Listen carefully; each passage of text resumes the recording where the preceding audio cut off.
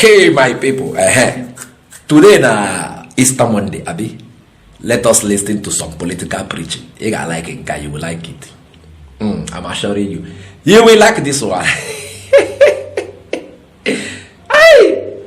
Nah, I don't want to talk too much. I don't even want to call out the person who want to preach now. Who want to preach given now. You go watch it yourself. When we come back, let us do some analysis. But this preaching, this political preaching, he enter well. Oh yes. Forget about the messenger. Forget about the messenger and listen to the message. Watch your video. At the center of this political banditry is the motor park brand of politics, nurtured by the old brigade politicians, and in recent times by President Bola Ahmed Tinubu. Mr. President, it is through your influence that the Nigerian National Assembly has become a haven for legislative rascality. Mr. President, it's under your watch that the National Assembly has become an extension of the executive, grossly violating the principles of separation of powers and rubber stamping the whims and caprices of your office, all while singing the international anthem of psychoviolence on your mandate we shall stand. Mr. President, thanks to your political machinations, Nigeria is now bedeviled by a captured National Assembly, the most ineffective in its checks and balances role since the start of the Fourth Republic.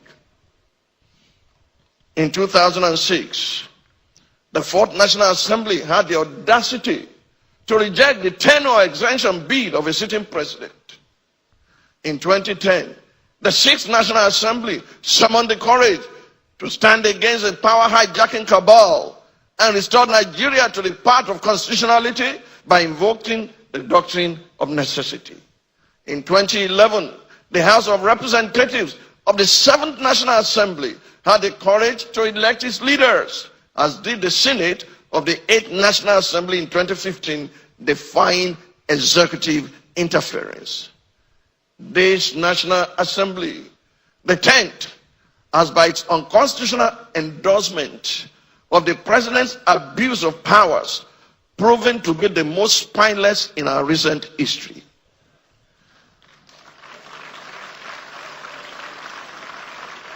Through its actions and inactions, the National Assembly has in effect become the 48th member of the President's cabinet. While a cabinet minister by the name of Wike, is it Wike or Wike or Wakeep?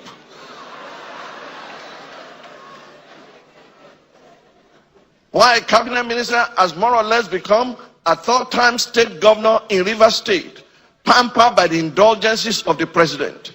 Recent events have made it clear to Nigerians that had this assembly been in place in 2006, when the third-term agenda was proposed, our democracy would have since morphed into one of Africa's lamentable tales of sit-tight dictatorship.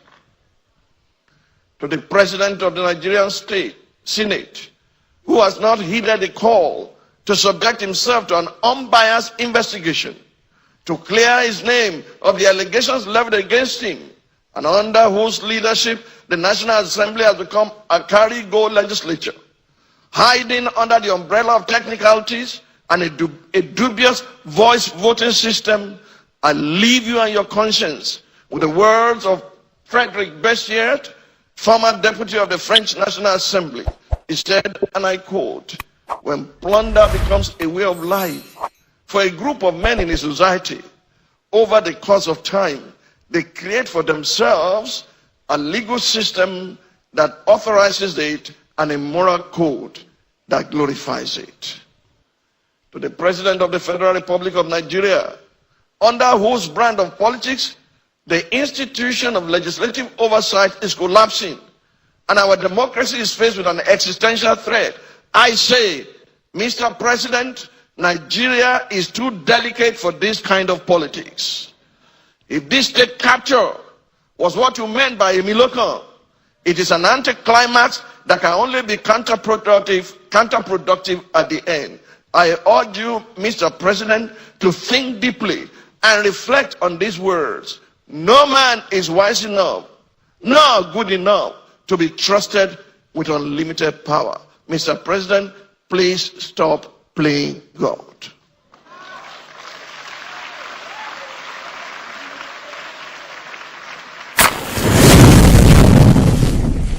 Welcome back. What did you see there?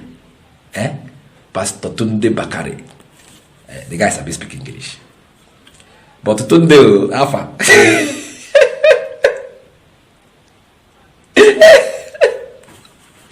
He said to the they play God. Okay, now you know. Okay, you don't know all this why. He said Wike is now serving a third term in Rivers State. He said the National Assembly is now controlled by the executive, which means democracy is buried in Nigeria. Tunde, I am happy that in your lifetime you are witnessing this. Maybe you start that protest 2014 to pursue Jonathan come from office, though he was not doing well, no lie.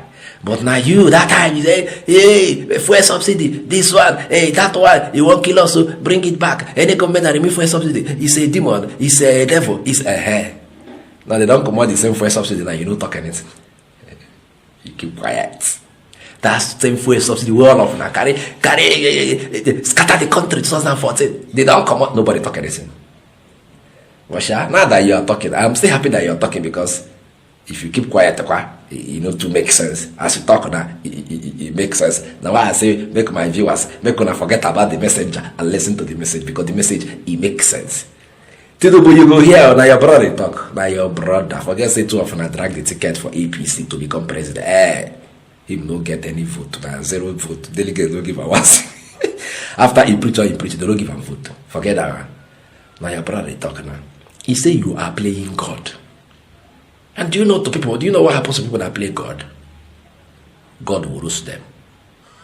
Ọkụ ga-agba. Ha ga-agba ọtọ n'ahịa. Ha ga-atụtụ komkom. Ha ga-eti anya mo. For people that play God. Listen and hear what the Spirit is saying. They say you are playing God. No God. That wicked one is with me. So whether not white or wicked or wickedness. The thing is, if everybody can speak up, if all the religious leaders can speak up like this man, country go better. Lots of people telling us that it was because of their prayer that the $1 is not up to 5,000 naira now. Somebody said it. Not be that kind of people. You're that GO. Now talk. Speak up. Warn the president. Tell him he's playing God. Speak up because you have a congregation. They will never speak up. Tunde Bakare, thank you for speaking. I don't know, say if you talk like this, if you Charles to you go here, nobody go here. I go see you later.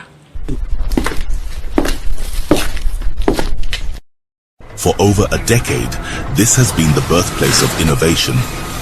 Innocent Vehicles is a testament to resilience, employing international best practices to create more than just a car.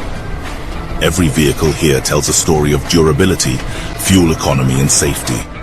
Crafted with the African spirit, the Nigerian heart. These vehicles surrounding me embody the unique concept of regionalization, each one designed to cater to the tastes and preferences of our people. From the streets in Nigeria to the terrains of the Sahara, these vehicles are designed for our roads, for our people. This is more than a vehicle. It's a symbol of our progress, our resilience, our collective success story. Your feedback drives us to continuously innovate and improve. Innocent Vehicle, the pride of African roads.